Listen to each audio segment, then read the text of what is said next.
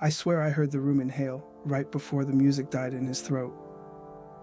Los Angeles, November 12th, 1977. Westlake Recording Studio, 11:48 p.m. I remember the exact second the air changed. Studios have their own pulse. You learn to feel it after years of living inside four walls padded with sound. That night, the pulse faltered. It wasn't dramatic at first. No thunder, no sudden crash of instruments. Just a subtle shift, like someone had turned the room's heartbeat down a notch, and I, standing near the control board with a pencil tucked behind my ear, felt it crawling up my spine.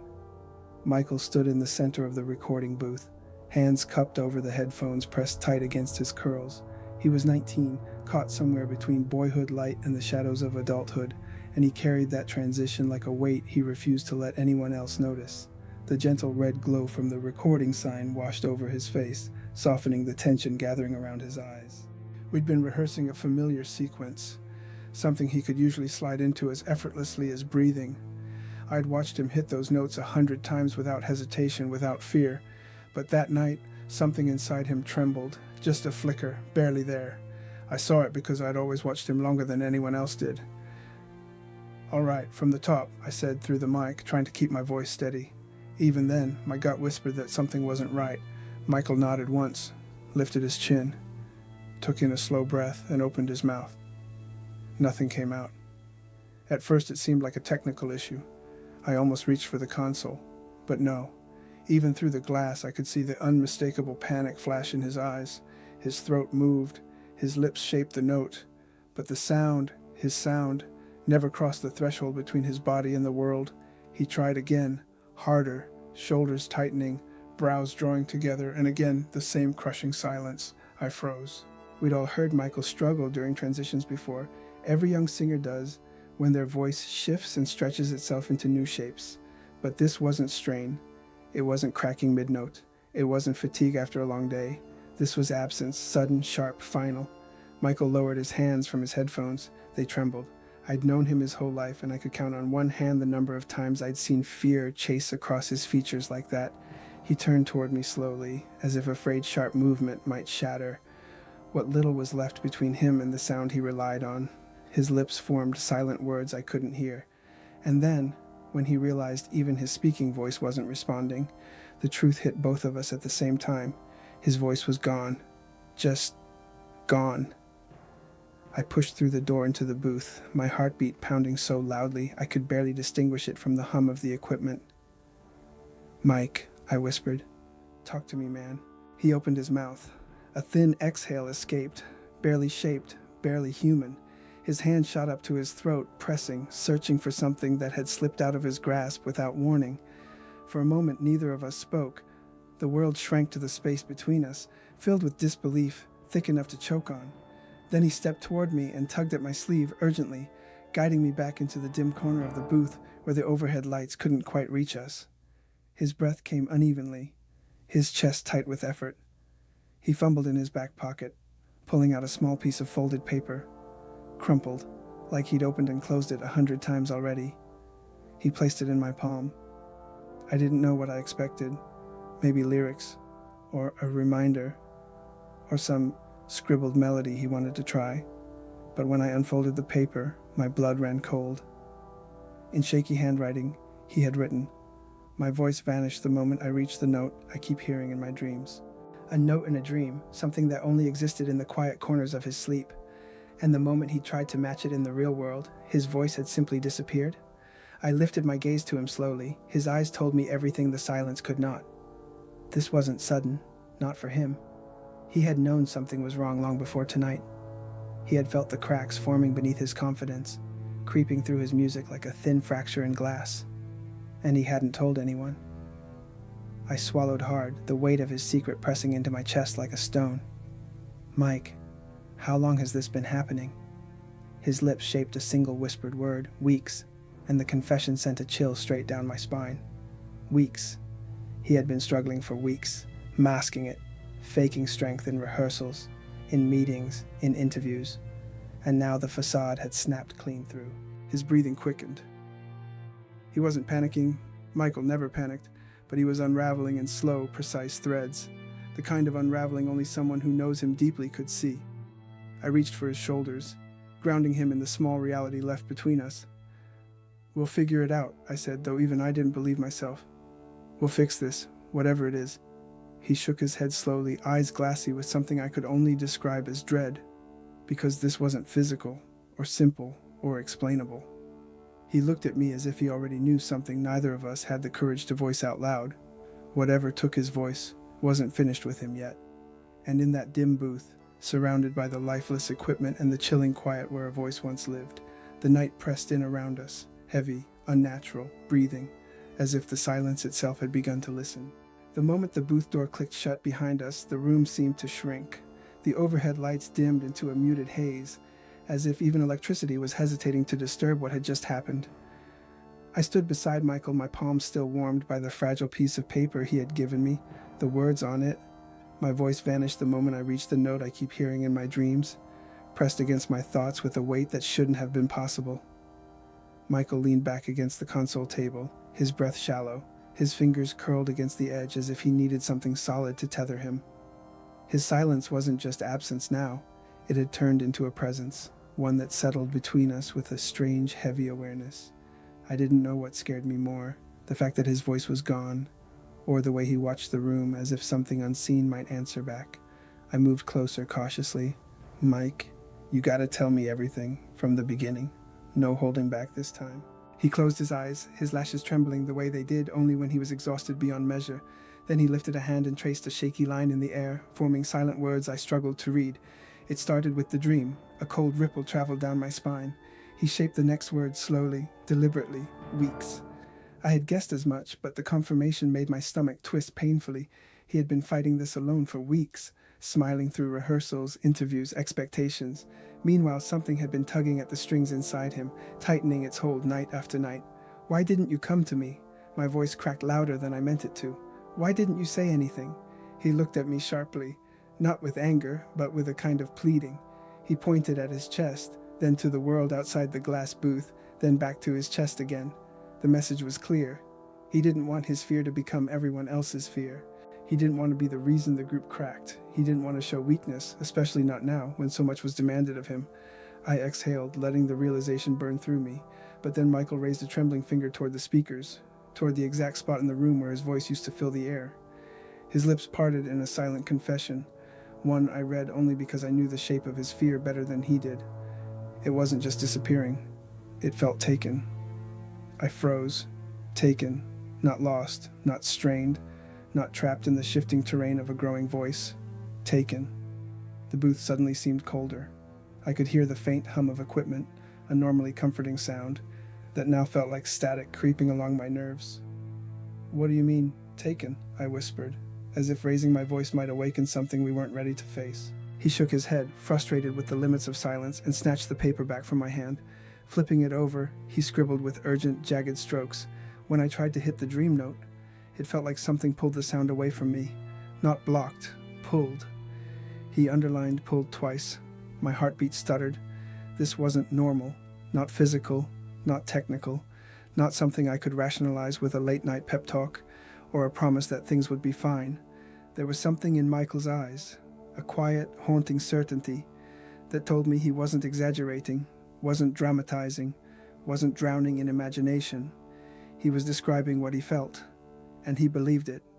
I stared at the console, at the blinking lights that suddenly seemed too bright, too artificial. A faint ringing buzzed in my ears, the room's nervous system reacting to our fear, or maybe just my own. "All right," I said slowly, trying to hold on to logic before it slipped through my fingers. "Let's say something happened when you reached that note. Something unusual. Then we figure out what it is. We break it down. Michael grabbed my wrist, not hard, but with urgency sharp enough to silence me mid-sentence. His eyes locked onto mine, and this time he didn't write. He mouthed the words with agonizing clarity. "Don't tell anyone. A demand, a plea, a warning." I swallowed. He wasn't worried about embarrassment. He was scared of something bigger, something he didn't know how to explain yet, something that might twist out of his control if anyone else got involved. "Okay," I said quietly, "just you and me."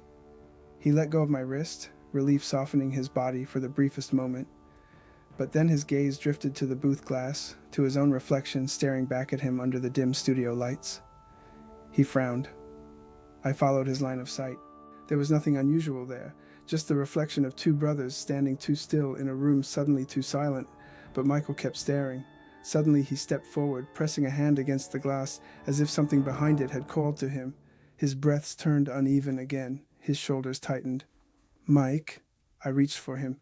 He didn't move. I came to stand beside him, and that's when I saw it. Not clearly, not enough to name, but just enough to feel. A faint distortion in the reflection, a ripple, like the surface of a pond disturbed by an unseen finger. It lasted less than a heartbeat before smoothing out completely. I blinked hard. Had I imagined it? I turned to Michael. He hadn't imagined anything. Fear carved itself clean across his face, raw, unguarded fear. His silent voice trembled across his lips. It's connected. His dream, his voice disappearing, the impossible note, the silent tug stealing the sound from his throat. And now, this. I stepped in front of him, gripping his shoulders firmly. "We stay together tonight," I said, not as an order, but a promise. No leaving the studio separately, no staying alone. Michael's gaze flickered, torn between disbelief and relief. But the moment was cut short. A sudden pop cracked through the speakers, sharp, electric, like a brief spark of static, followed by a faint whisper of white noise. Both of us jerked toward the console. The meters twitched, once, twice, then went still. Michael looked at me, and for the first time since his voice vanished, I felt something colder than fear settle inside me. Whatever had taken his voice was starting to respond. The pop of static faded, but its ghost lingered in the room, thin, electric, unpredictable. I stared at the meters, watching for the smallest twitch. Nothing. Not a tremor, not a flicker. The studio returned to its stillness, but the stillness was no longer comforting. It felt staged, like a held breath waiting to exhale at the wrong moment. I turned to Michael. His posture was rigid, one hand gripping the booth doorframe, the other hovering near his throat as if afraid some unseen force might reach for it again. His eyes darted from corner to corner, scanning for answers that weren't meant to exist. "Stay close," I whispered, though it came out harsher than I intended. I moved to the console, flipping switches, checking cables, motions made from habit, not logic. We both knew the equipment hadn't caused what happened in that booth, but doing something kept my hand steady. Doing nothing would have let the fear in too quickly. Behind me, Michael shifted. His movements were light but deliberate, as if any sudden gesture might set the silence off again. I saw his reflection in the glass panel, wide eyes, tense jaw, breath held tight in his chest. Then I saw his reflection do something his real body didn't. A blink. A full, slow blink. I whipped around so fast the chair skidded across the floor. Michael stood exactly where he'd been, not having moved an inch. But I had seen it. I wasn't imagining it. I knew what I saw. His reflection had blinked before he did. My throat constricted. The temperature in the room dropped just enough for goosebumps to rise along my arms. I tried to shake off the sensation, but Michael caught my expression before I could mask it. He stepped toward me, eyebrows knit with silent questions he couldn't voice. "It's fine," I lied instantly. "Just tired. Long night." He knew I was lying. I knew he knew, but neither of us pushed it. Fear had a way of choosing its own pace, and tonight it wanted us slow, cautious, listening. Another faint crackle seeped through the speakers, not loud, not sharp, just present, like an exhale brushing against our ears. Michael froze. I swallowed and leaned over the console, switching the monitors to a new channel. The crackle followed, slipping through every frequency like water through fingers. "Damn it," I whispered, under my breath, but the curse didn't help. It hung in the air, unanswered, swallowed whole by the same silence that had stolen Michael's voice.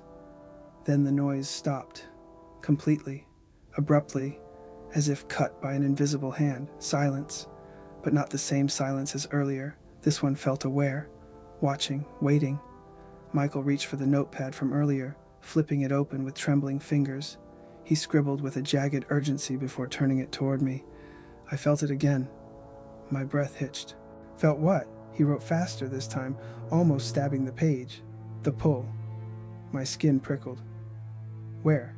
He pointed toward the booth, but the booth was empty now. No sound, no movement, just the muted glow of the room lights reflecting off the glass. Still, Michael's hand hovered in its direction, fingers splayed, as if something inside that booth had grabbed hold of him again.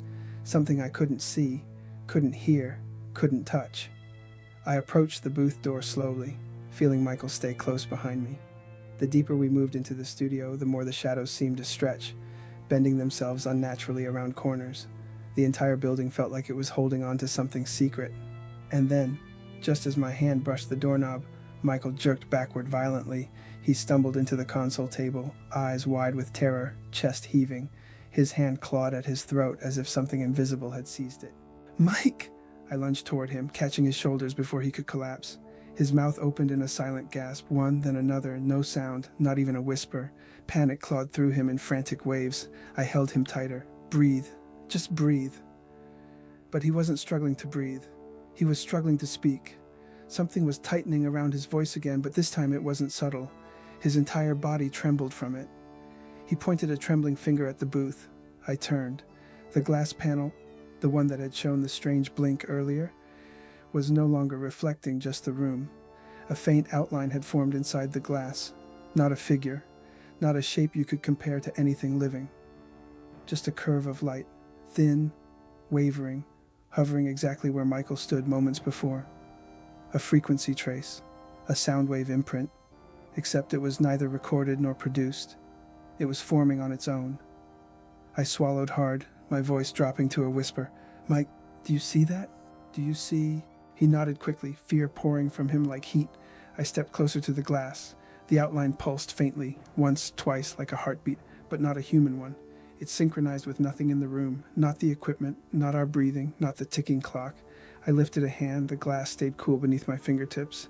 But the outline, it throbbed harder, reacting to me, or maybe responding to Michael through me. A low hum vibrated through the floor, too soft to hear, but strong enough to feel in my bones. Michael scribbled frantically on the pad again, pushing it into my hands. "That's the note." My chest tightened. "The note from your dream?" He nodded. Once. Firm. Terrified. The hum grew stronger, no longer subtle. It vibrated through the walls, the floor, the wiring, settling into the air with eerie precision. Then with a soft rising surge, the outline in the glass stretched, elongating into a wave that oscillated unnaturally, as if trying to complete a sound that couldn't materialize. The studio lights flickered. Michael grabbed my arm. I didn't move. I couldn't. Something in that glass, in that impossible outline, was calling for him. Reaching, testing, pulling, just like he'd written. "Mike," I whispered, unable to hide the tremor in my voice. "We're not alone in this room." His grip on my arm tightened. Because he knew. He'd known long before I did. Something had taken his voice. And now, for the first time, it was trying to give something back. The outline in the glass quivered. Thin, sharp, unreal, pulsing like a heartbeat made of light. For a moment, neither of us moved. I felt Michael's grip tighten, the silent panic rolling off him in waves. His breath hitched, short and shallow, as though the air itself resisted entering his lungs. I stepped between him and the glass instinctively, though I didn't know what I was protecting him from. There was no logic left in the room, only instinct, only dread, only the uneasy truth that something had threaded itself through the silence and was now pulling its own shape into existence. The hum deepened, vibrating through my ribs. I pressed a hand against the console table to steady myself. The needles on the meters twitched again, once, twice, then spiked sharply before falling back into dead calm. Every hair on my arms rose. Michael staggered forward, clutching the back of my shirt. His eyes were fixed on the glass, the trembling outline, the faint glow, the impossible movement. His expression wasn't just fear, it was recognition. Like seeing a shadow that had lived behind his eyelids for weeks finally take shape outside his skull. I turned to him. "Mike, whatever that is, it's not you. Do you understand me?" He shook his head, hard, twice. Then he pointed at the reflection again, pressing his fingers so firmly to the glass that the tips began to pale. His silent words formed in the air with painful clarity. "It's calling the note from the dream, the one that stole his voice, the one that still clung to him like a phantom." As if in answer, the outline vibrated faster, the hum thickening into a strange low frequency that made the walls quiver. The sound wasn't loud, it was buried beneath hearing, but its presence filled every inch of space. It crawled under my skin, down my spine, into my teeth. Michael flinched suddenly, his hand snapping up to his throat. His eyes went wide with the same terror I'd seen in the booth, raw, suffocating. His chest seized as though something inside him was locking shut. "Mike!" I grabbed him by the waist before he could collapse. His knees buckled, the tremor in his body growing stronger. He mouthed a single word, desperate. "Pulling!" And I felt it too. Not physically, not painfully, but perceptibly, like the air had developed a current aimed directly at him, like the room itself had chosen him as its point of gravity. I dragged him away from the glass, stepping back into the corner near the console. The hum waned, as if disappointed. The outline steadied, flattening into a thin shimmer across the surface. Still watching, still waiting. Michael leaned heavily against me, his chest rising and falling in strained bursts. I could feel the tremble in his limbs. It wasn't weakness, it was something else. Something invasive, something that wanted more of him. I gripped his shoulders. "Listen to me, look at me. Do not look at the glass." He tried, he really tried. But his gaze kept flicking toward that wavering distortion, magnetic and terrifying. I took his face between my hands and forced his eyes to hold mine. "You're here," I said firmly. "Right here. That thing is not you. That note is not you." He shook his head again, tears blurring in the corners of his eyes. He pulled the notepad from my hand and scribbled with frantic, uneven strokes. "It knows my voice. It wants the note again." I felt it, inside. His fingers curled so tightly around the pen that it snapped. I stared at the broken pieces. The room suddenly felt smaller, pressurized, watching, waiting. We had stepped into something neither of us understood, something that seemed to rewrite its own rules with every passing minute. "We're leaving," I announced, shoving the chair aside and reaching for Michael's arm. "I don't care what time it is or who's expecting us tomorrow. We're getting out of this studio right now." But as I tugged him toward the door, the lights flickered again, once, twice, and the hum surged, louder and more insistent, like a warning. Michael staggered, gripping the console edge. He shook his head violently, grabbing the notepad and scribbling across the page in jagged, furious lines. "If we leave, what if it follows?" I froze. The idea had been hovering in the back of my mind, like a shadow I refused to turn toward. But seeing it written, his handwriting breaking across the page under the strain of fear, made the room tilt sideways. I swallowed hard. "We don't know that." He pointed to the booth, then to his throat, then to the trembling outline in the glass. His entire body was trembling with the certainty of someone who had been living with this presence longer than I realized. "It won't follow," I insisted.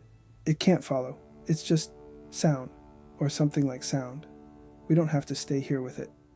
But even as I spoke, I felt a tightness wrapping around my own words, nudging them into doubt. Because what if it wasn't sound? What if it wasn't silence either? What if it lived in the space between them, where Michael's voice used to be? I felt him clutch my sleeve, hard, dragging my attention back to him. He shook his head slowly, painfully, his eyes burning with unspoken desperation. He lifted the pen again, forcing out one final line beneath the scribbles. "It's not the studio. It's the note." The hum flared, the outline expanded, the glass trembled as though exhaling, and for the first time since the night began, I felt something staring back, not through the glass, through the silence, a presence that knew Michael's music, knew his dream, knew the sound it had taken, and wanted him to try reaching for it again. Whatever had stolen his voice wasn't done testing how far it could take him. The hum had settled into the walls, into us, like a second heartbeat we never asked for. The outline in the glass pulsed once more before sinking into stillness, as if it had retreated just beneath the surface, ready to resurface the moment Michael breathed wrong. I pulled him further from the booth, back toward the narrow hallway that led out of the recording room. His steps were unsteady, but he followed. He still clutched the torn notepad in one hand, his knuckles white, as though dropping it might sever the last thread tying him to reality. "Mike, we're leaving," I repeated, my voice firmer this time, though my chest tightened with every word. We reached the hallway door. The metallic handle was cold, colder than it should have been. I twisted it sharply. Click, it didn't budge. I tried again, harder, nothing. The lock hadn't jammed, it wasn't stuck, it felt held, as if someone on the other side pressed back with the same force. Michael's breath hitched. His eyes darted between the door handle and the studio behind us, his panic circling like a trapped animal. He grabbed my arm, tugging me toward the control desk as if some instinct warned him we weren't done here. Not yet. I didn't want to listen. Every part of me screamed to get him out of that studio, to break down the door if I had to run until the hum faded into nothing. But the moment I tightened my grip on the handle, that low, impossible frequency rose again. It seeped into the bones of the room, into the bone of my hand, into Michael. He jolted backward violently, both hands flying to his throat. His silent gasp hit me like a punch. "Mike!" I grabbed him just before his knees buckled again. His nails dug into my arm, not from pain, but from a primal, desperate attempt to anchor himself to the physical world. He shook his head violently, tears squeezing from the corners of his eyes as his mouth opened and closed, soundless. The hum thickened, deepened, twisted, then the meters on the console jumped all at once, all the way into red. Yet the room remained silent, not one audible sound, just pressure, crushing, invisible, pushing into us like a tide we couldn't fight. Michael clutched his chest, not his throat this time, his chest, right over his heart. His silent scream rippled across his face. "Stay with me." My own voice cracked, shaking, raw. He mouthed a single word over and over, each time weaker. Inside, the pull, the note, the dream. Now inside his heartbeat. I dragged him back toward the center of the room, far from the booth, far from the glass that seemed to wait like an open mouth. But the pressure followed us, coiling around him. Each time he tried to breathe, his body shuddered. Then a tremor ran through the floor, subtle but unmistakable. The hum faded. Michael slumped into me, limp with exhaustion. For a moment I thought whatever had gripped him had finally loosened. Then I saw his eyes. They were fixed. Not on me, not on the room, but on the ceiling above us, on the faint seams between the acoustic panels. His pupils widened, dark and bottomless, as though he were seeing something I couldn't.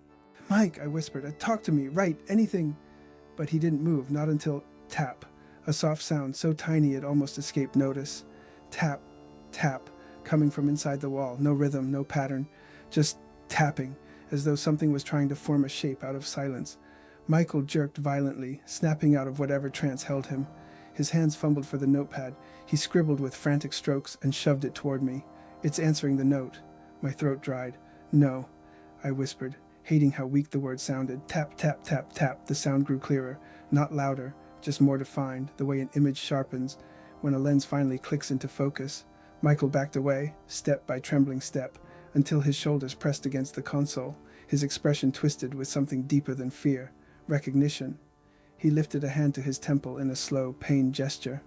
His dreams. Whatever haunted them was now here, in the walls, in the silence, in the note he never should have heard. He tapped the pen against the pad, mimicking the rhythm unconsciously, and the wall responded. Tap, tap. Michael's shoulders tensed.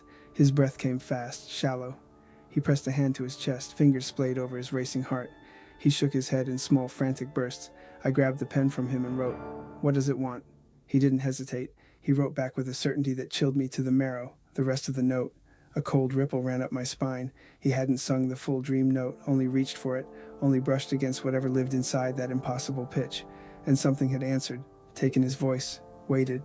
Now it wanted more. The tap stopped. The hum returned, gentler now, coaxing rather than crushing. Michael shuddered at the soundless pressure. His hand drifted toward his throat again, almost involuntarily, as if drawn by a thread only he could feel. I grabbed his wrist. "No," I said sharply. "You're not giving it anything." He stared at me, breath trembling. Then he wrote, "What if it takes more if I don't?" My stomach dropped. "It won't. We won't let it." But the room didn't believe me. Lights flickered. The glass vibrated. The outline reappeared. Brighter, pulsing, calling. Michael's voice. Gone. His breath. Shaking. His body. Caught between terror and surrender. The note he heard in dreams now pulsed through the studio. Invisible but undeniable. And as the hum grew stronger, enveloping us, Michael lifted his head, eyes wide with a horrible, dawning realization. He mouthed two soundless words, "It's learning." Then, everything went still. Not quiet, not calm, still, like the moment before a breaking point.